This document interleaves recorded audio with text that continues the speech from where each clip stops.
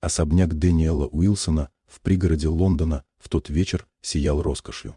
Хрусталь люстр отражался в полированном мраморе, негромкая музыка заполняла зал, а гости в дорогих костюмах вежливо улыбались, соблюдая светский тон.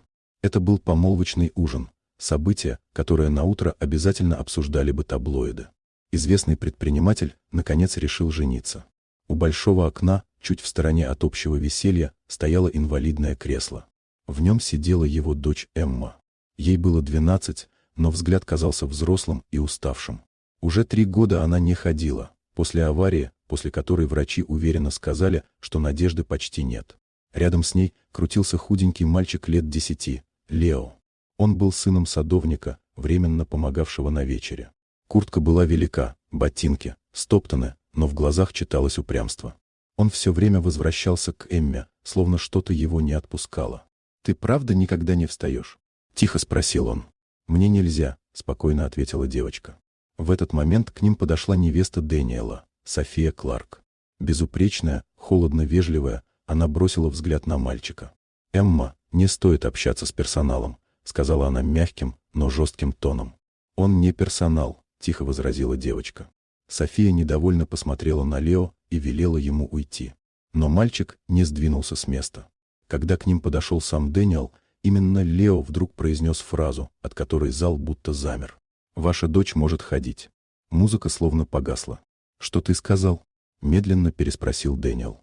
Лео побледнел, но не отступил. Он рассказал, что видел, как Эмма иногда вставала, держась за стену. А потом всегда приходила София, и после ее уколов девочка снова не могла двигаться. Эмма не выдержала и расплакалась. Она призналась отцу, что иногда чувствовала ноги, но ей было страшно говорить. София уверяла, что тогда отец ее разлюбит. Дэниел впервые увидел в глазах невесты не уверенность, а злость. Вечер закончился внезапно. Гости разъехались, не понимая причины, а София покинула дом, хлопнув дверью. Ночью Дэниел сам открыл шкаф с лекарствами, куда раньше не заглядывал. Ампулы без подписей, странные препараты. А под утро он потребовал записи с камер. На экране было все: Эмма, делающая шаги, боль, надежда, и София, спокойно делающая укол.